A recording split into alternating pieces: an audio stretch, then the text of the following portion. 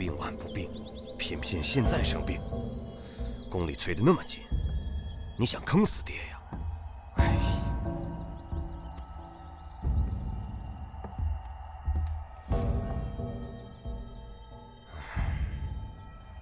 新兰，今天好点了吗？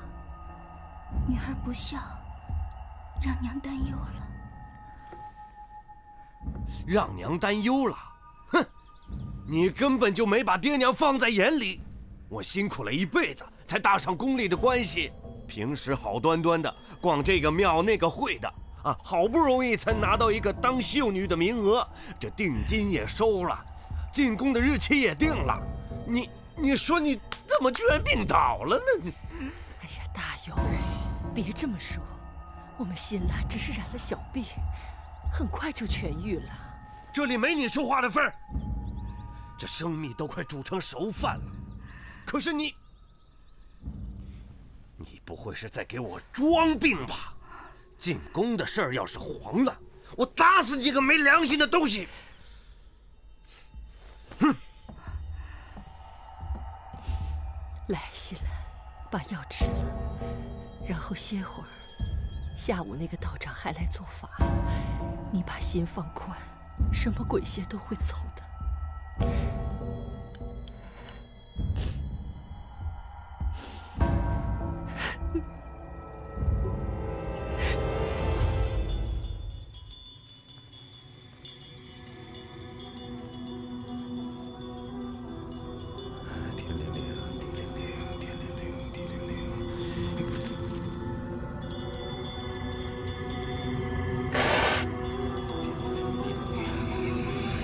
快显灵！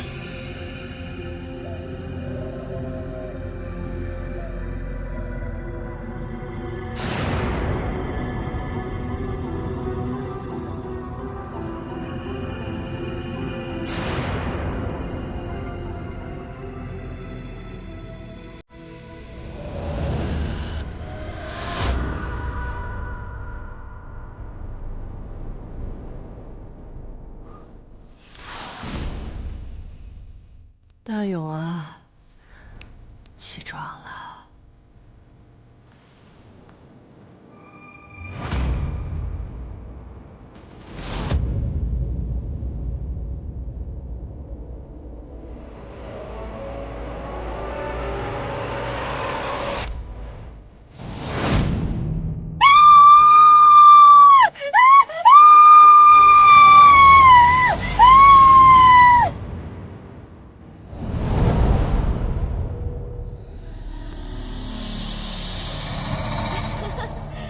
这是凡社新上的菜品，您赏脸品尝，您请坐啊，马上就来啊。昌明坊围了好多古怪，据说死了个人，脖子上有牙印儿，浑身血被吸干，一滴不剩。活啊，吃饭的说什么死啊活啊的？啊，死人？哪死人了？干你的活去，去把菜洗了。扫魔，快，跟我走。怎么说跟你走就跟你走了不成？你那份一分也不会少。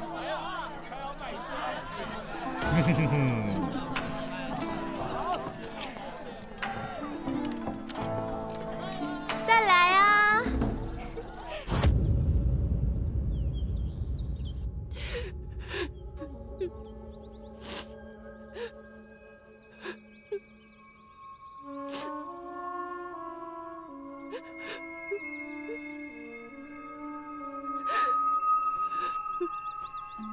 死者死于昨晚子时左右，死因是失血过多。从颈部的牙印判断，这血应该是被吸干的。刘大娘昨夜什么声响都没有听到，说明这个房间里面肯定被下了迷香。不可能啊！香是我昨天亲手点的。大娘，可能是凶手将香炉里的香料换成了迷香。真是太奇怪了，昨天2更就开始下雨，一直下到4更才停。凶手进出房间的时候，房间的地面上一点泥水都没留下。更奇怪的是，早上大娘醒来的时候，这个房间的门还是从里面锁上的。什么？确实是这样，我早上起来就看到，我吓坏了，就赶紧往外跑，可是看见门还锁得好好的。他虽然脾气差了点儿，可也不至于这么惨死啊！是谁杀了他？为什么要留我一命啊？看来这是一宗密室杀人案。有人吗？快出来！快出来！出来呀！还钱！还钱！快点！快点出来！欠债还钱！有没有管事？谁在说话？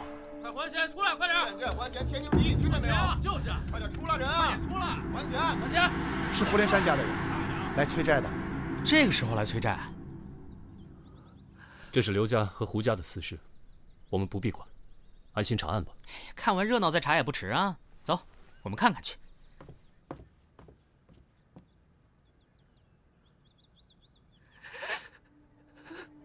欠债还钱，天经地义，听见没有？就是，快出来！干什么？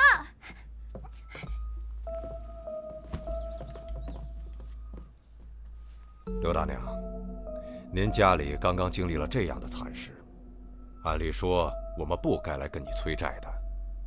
不过谁都知道，我们胡家是常年为宫里挑选秀女的，之前跟宫里拍着胸脯为你家闺女做的保。可是如今，您看您这府上出了这么大事，外边的人都说是撞了邪了。您说，我们怎么能让带了血光的秀女进宫呢？当然了，我们胡家也不是那种落井下石的人，当初下的定金只退一半就行了。回去请转告你家主人，既然他已经打定主意退人，我们也不强求。定金我们会一分不少的还给他。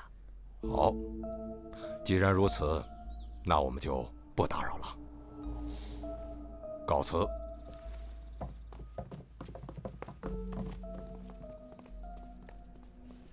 哎，大娘，夫人你怎么了？夫人，今后可怎么办呢？大娘，夫人，您别着急，我们一定会查个水落石出的。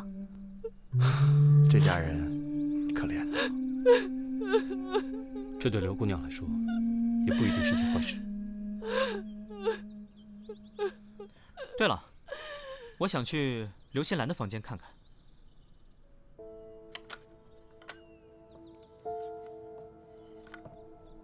这是什么？这是昨天道长留下的法器。道长？自从新兰定了入宫之后，新兰就莫名其妙的得了怪病，怎么都治不好。有人说是撞了鬼，我们就请了个道长来做法驱鬼。那个道长是哪儿来的？他说自己是越州来长安的，差不多1个月前，他路过我们这条巷子，我们听他喊一命二运三风水什么的，就赶紧把他请了进来。这事儿听起来像你做的呀？去，我怎么觉得这道长反而是个骗子呢？骗子？不，那不可能！要知道，道长每次做完法，我家新兰确实会好很多。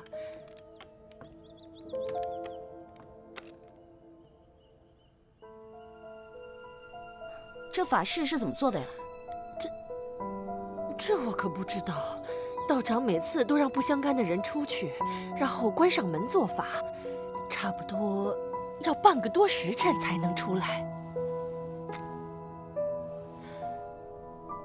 那道长住哪儿？这我也不知道。这道长的脸上有没有什么显著的特征啊？哦，对了，道长的下巴上有一颗朱红色的痣。红痣？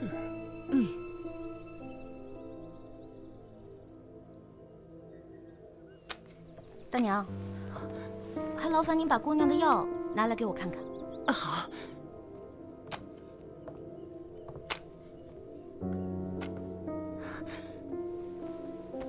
你们看一下，这药有什么问题吗？我看，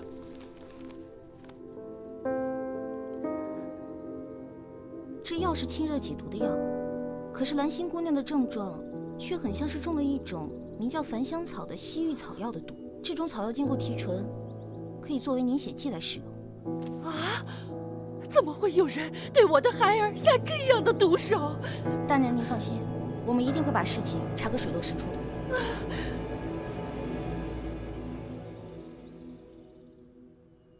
你们说会不会是那个刘大娘？毕竟房间是个密室，而且里面除了死者，就只有她一个人了。刚才你不还说刘大娘可怜吗？万一她是装的呢？不可能，如果他是凶手，没必要布置成密室招人怀疑啊。而且刘大娘体弱多病，一家人全靠刘大勇撑着。这样说的话，杀死丈夫并没有什么好处吧？还有刘心兰中的毒呢？刘大娘总不会对自己的女儿下毒手吧？看来得从那个越州来的道士开始查。什么越州来的道士啊？我四娘的消息遍布全长安城，我可没有听说过这个道士。我也觉得可疑。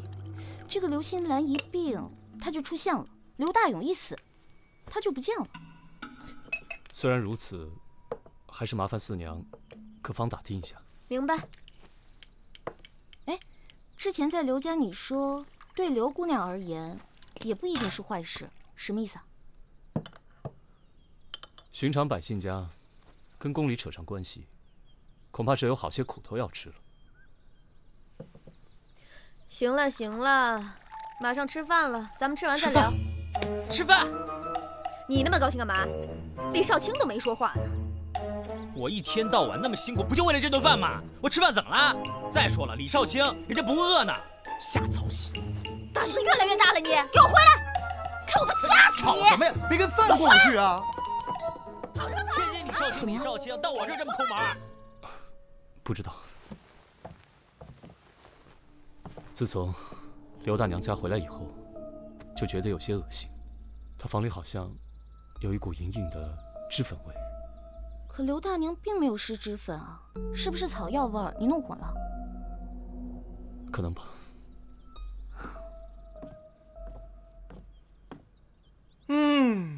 哎，好了好了，这里没你的事儿了，你退下吧。是二公子。好。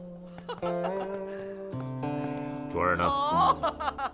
主人，二公子带了升平院的何袅袅姑娘回府，正在房里嬉戏弹唱呢。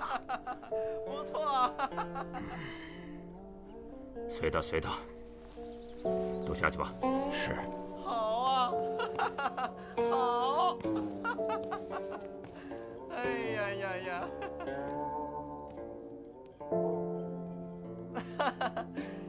袅袅，袅袅，我想你的眼，我想你的笔，你就是我心中的明月，照亮我孤寂的夜晚。袅袅，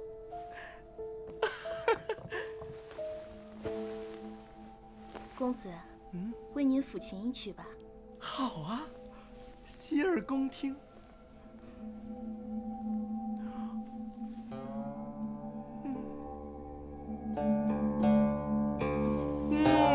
好曲，好曲啊！公子，您今日真是好兴致，有何好事？算不得什么好事。刘家绣房的掌柜死了，定金还不上，他家连人带店都归我了。听说他闺女长得还不赖。袅袅，你比他好，他在地下，你在天上。袅袅。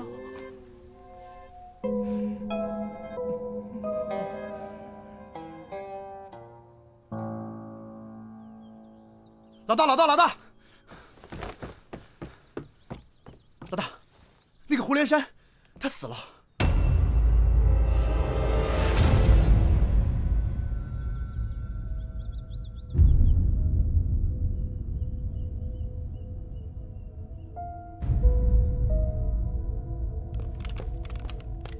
怎么样？死者死于昨晚子时左右，死因也是失血过多，房间里面被下了极重的迷香。浑身的血被吸干。同一人所为，看样子是。昨天你们主人睡前有什么异常？没有。昨晚睡前，主人问了一下二公子，然后就睡下了。是独寝的。府上2位公子去哪儿了？大公子常年在蜀地开分号，二公子昨夜带了升平院的何袅袅姑娘回家包夜，早晨刚刚送回去。这升平院的姑娘，还得要二公子亲自送回去啊？袅袅姑娘带了一大箱子乐器，挺沉的。二公子最近又十分的迷恋她，于是叫好几个家仆一块送回去了。他知道你们家主人被杀的消息吗？知道。可是，实话跟你们说吧，二公子虽然玩乐的习性跟主人很像，可是在其他方面，他们简直话不投机半句多。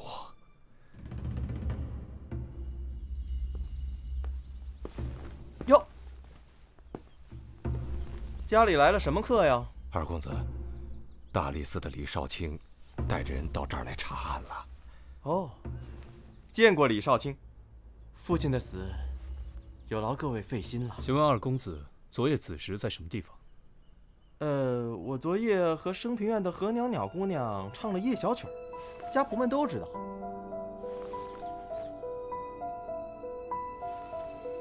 既然这样，小人先去歇息了。老王，李少卿有任何需要，务必全力配合。告辞。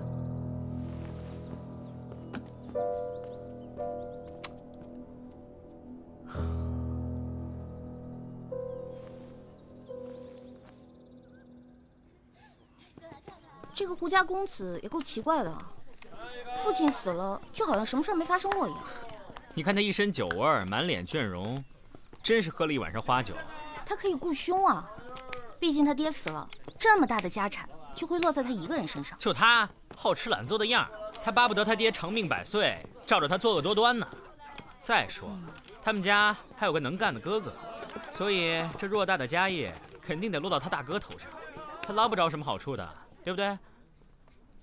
那么去趟平康坊找何袅袅。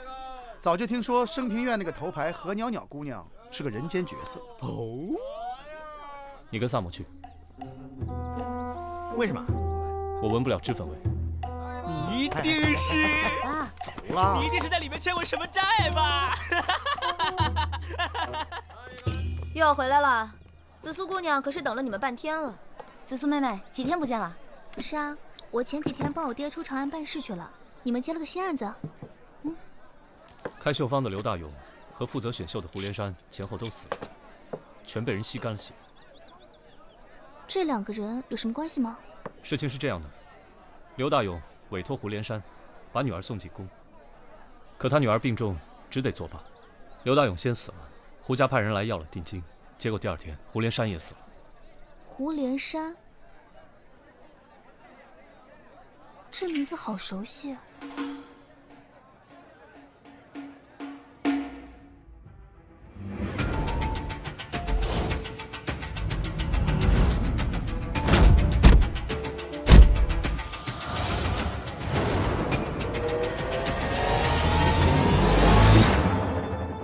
我想起来了，这个名字在3年前的一个案子里出现过。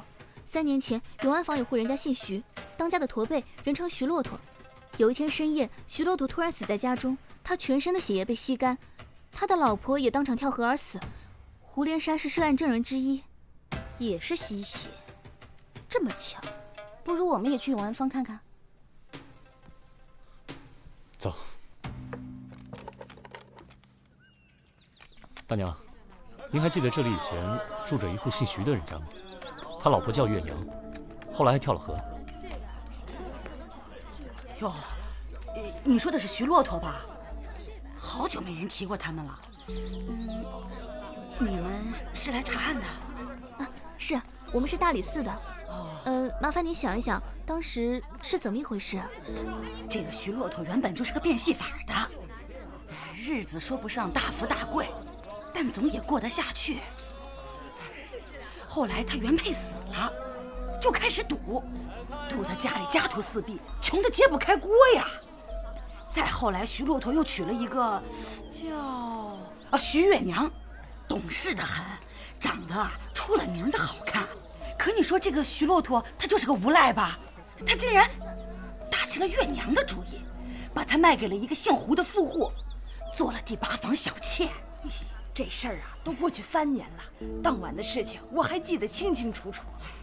那天晚上，我先是听到几声惨叫，哎呦，叫的那个惨哦！我赶紧披上衣裳跑出来，一看，徐骆驼家的门忽然开了，月娘跌跌撞撞跑出来，两眼发直，也不喊也不叫，浑身抖个不停，身上染满了鲜血啊！哎呀，对，别提多瘆人了，哎呦，太瘆人了！那个徐骆驼到底是谁杀死的呢？谁知道呢？有人说，是徐骆驼造孽太多，这阎王爷都看不下去了，派小鬼来索命。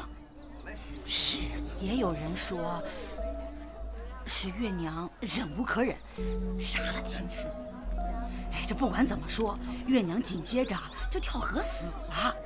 哎呀，自那以后啊，这案子也就不了了之了。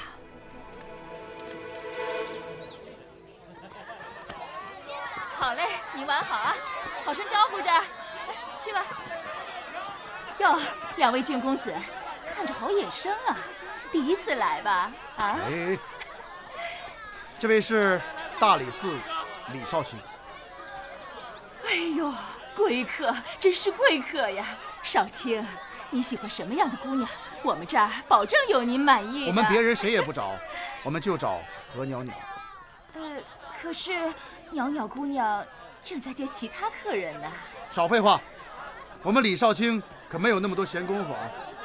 何袅袅，不是说了吗？做生意。大理寺办案。去，把何袅袅给我叫来。这不合适吧？哪个没眼力的，敢跟本捕快抢人？大理寺李少卿。少卿，少卿，少卿，少卿，小的有眼不识泰山，得罪，小的这就走。去吧。这年头，衙门捕快都有闲钱上升平院了。既然来了，就请李少卿上楼小坐吧。袅袅姑娘，不必客气了。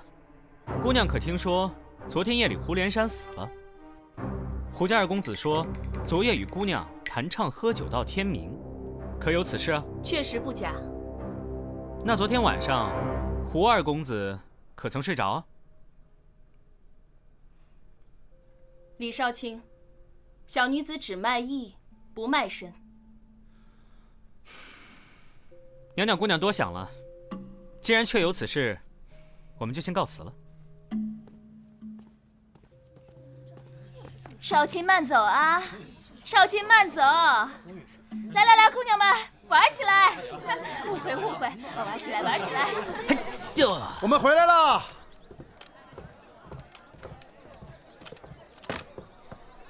怎么样？和袅袅说那个胡南卓一夜都没有离开过房间。哎，子松那边呢？徐月娘的故事可比我们原来知道的要惨多了。她相公徐骆驼是个大赌徒，赌得家徒四壁，这才把徐月娘卖给了胡连山抵债，做了第8房小妾的。哎，这样吧，既然大家都没有什么头绪，明早东市有个大集市，有好多新奇的玩意儿，我们去转转，换换脑子。好啊。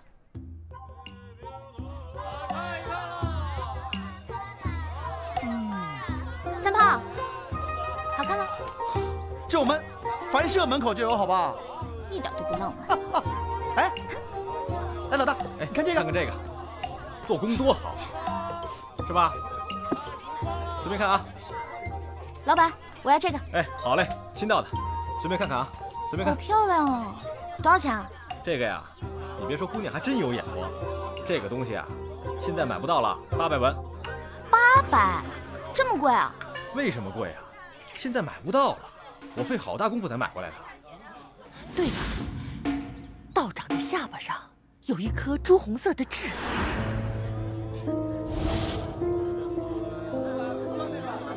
三胖啊，过来，怎么了？怎么样，东西不错吧？这个好看吗？好看。送我啊！我送你？送我。送我。我这儿东西都是最好的。送你啊，送你！我没带钱啊，我找我哥啊，我哥有钱。去。哥，发现了给刘新兰做法那个道士，就那个。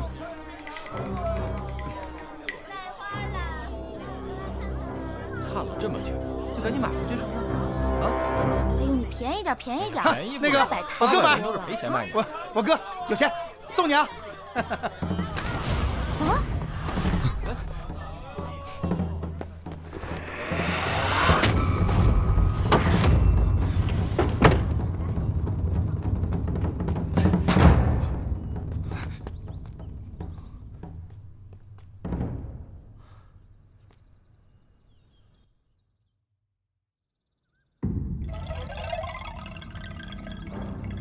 你叫什么？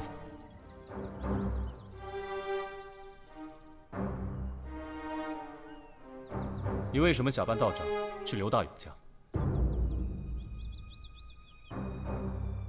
刘大勇和胡连山之死是否与你有关？刘星兰中的毒可是你下的？中毒？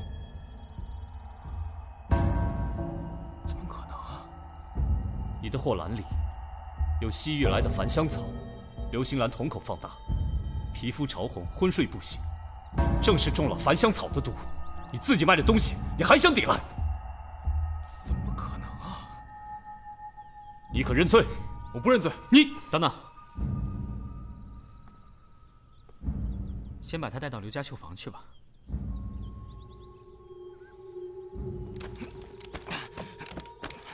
你们让我来这儿干什么？哎，你们这是？道长他怎么？刘大娘，新兰姑娘现在如何了？老天保佑，能下床了。啊，还麻烦您把新兰姑娘带出来，再见一见道长。啊，好的，好的。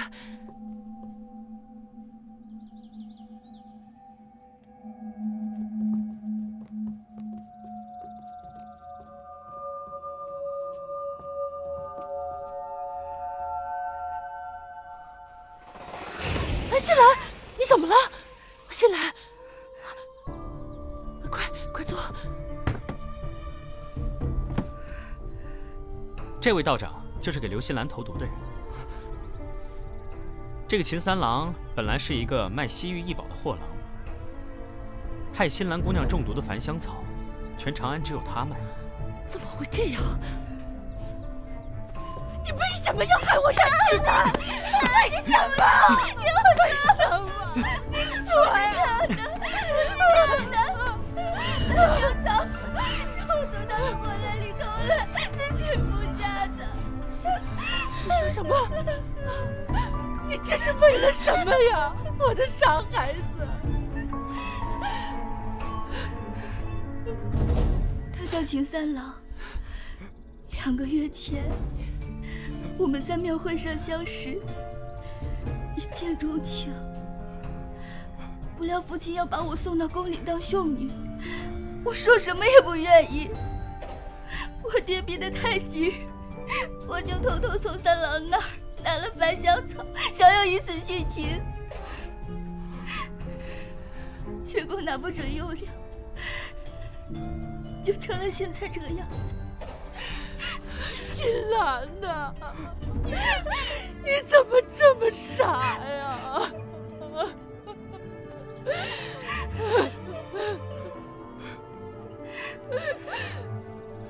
这么说，是胡连山和刘大勇坏了你的好事。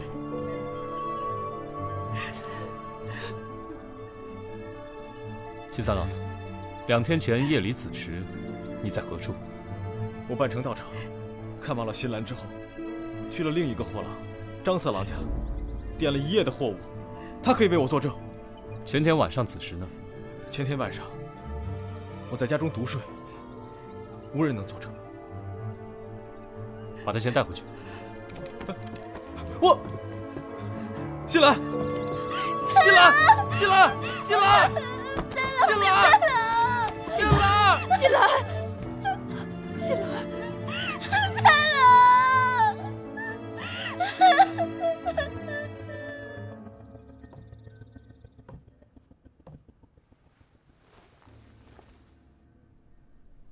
这痕迹还很新，大娘，这道是什么痕迹啊？是那个道长最后一次做法时带了个挺重的箱子，这印记是被那箱子给磨的。重箱子？难道说道长做法需要很多法器吗？我看了一眼，是装着不少法器。法器？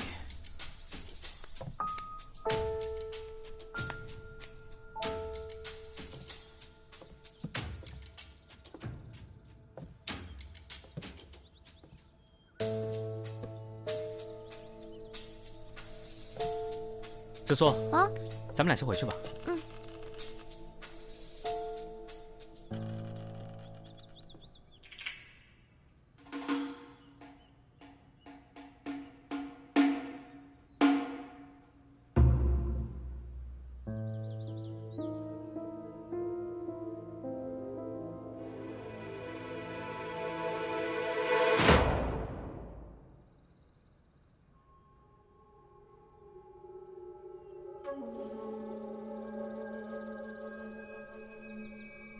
双燕，你怎么来了？快帮我查一下刘大勇和胡连山他们的伤痕有没有什么不同。好，帮我照顾一下我的新宠啊。哎呀，看我干嘛？我跟你说啊，哎，小心点儿，我的新宠。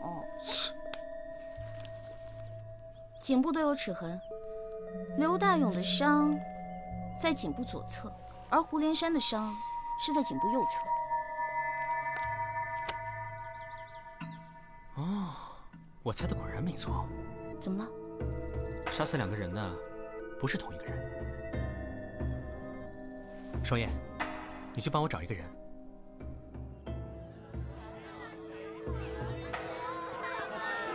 哟，这不是李少卿吗？又来找我们袅袅姑娘啊！真是不巧，袅袅这会儿正要出去呢。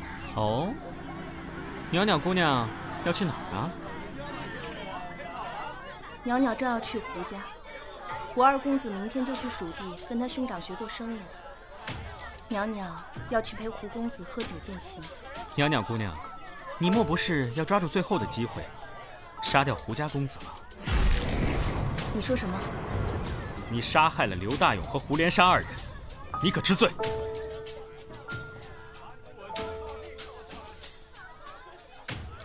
刘大勇是谁？听都没听过。莫不是你也不曾去过刘家绣房？不曾去过。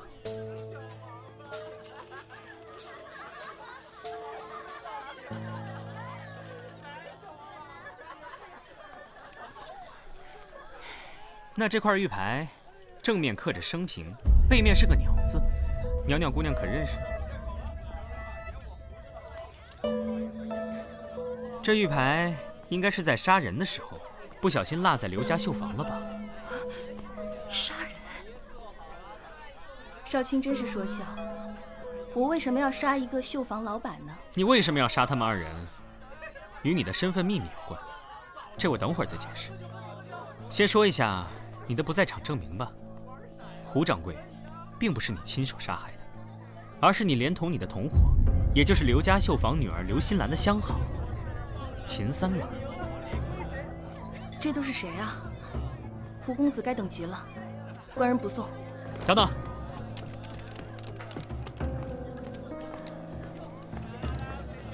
发现了那个箱子，就在何袅袅的房子里。抓人吧。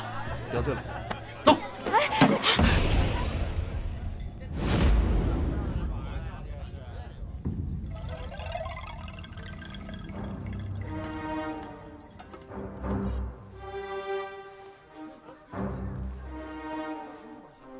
徐月娘，这又是什么？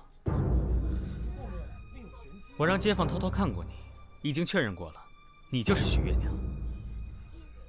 3年前，你被徐骆驼逼嫁给胡连山当小妾，你宁死不从，想必是遭到毒打后，对徐骆驼起了杀心。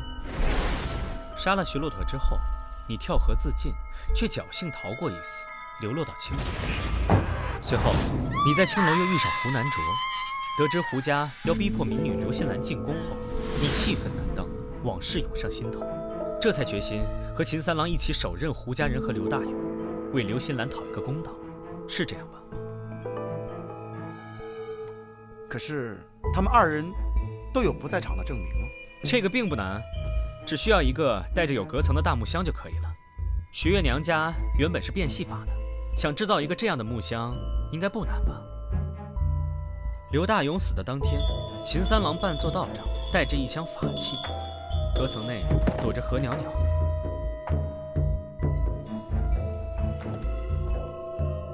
何袅袅去胡家陪酒的那个晚上，隔层内躲着秦三郎，他俩互相掩护，各杀一人。所谓吸血，不过是用利器戳颈，放血之后，再用繁香草提纯的凝血剂做成血豆腐，带离犯罪现场，障眼法而已。那他们是如何做到在密室里杀人，然后逃走，再把门反锁的呢？其实当时他们根本没有离开现场。那天我和三炮来这里的时候，正好遇见了张捕快。以他的俸禄，怎么可能要得到这里的头牌何袅袅姑娘呢？所以唯一的可能就是何袅袅主动去接近张捕快。你接近张捕快也只有一个目的，那就是张捕快的衣服。道士做法，箱子置于房中，何袅袅穿着捕快的衣服从箱子中钻出，潜入死者房间作案。随后，等捕快前来查案时，何袅袅再混入人群离开。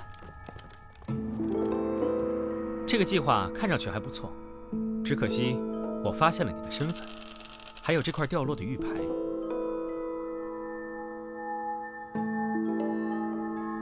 事到如今，我也没什么可说的了。是的，我是杀了我丈夫徐骆驼，为了还赌债，他竟然将我卖给一个老叟做8房小妾，我不肯，他就毒打我，打我，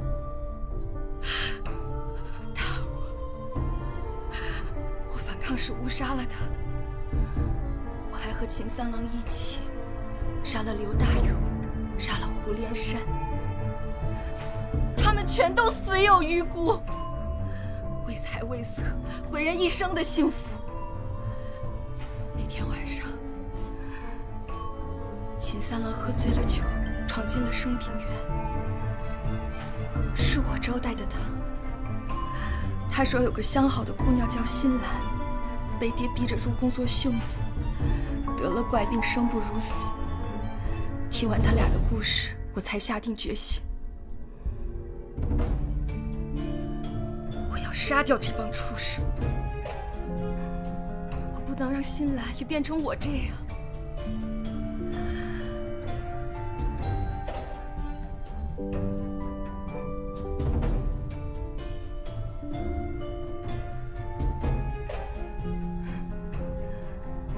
我不怕长梦。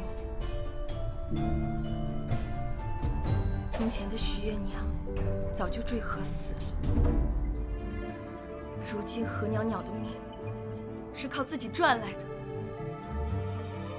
我只恨，我恨我没能及时杀掉胡南卓。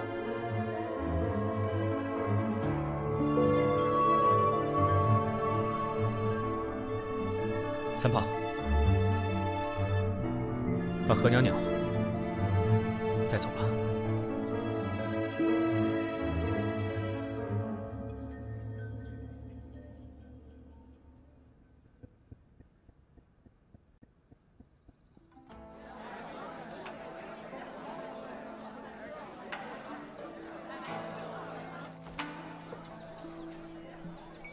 怪不得当时在刘大勇家，我闻到了脂粉味。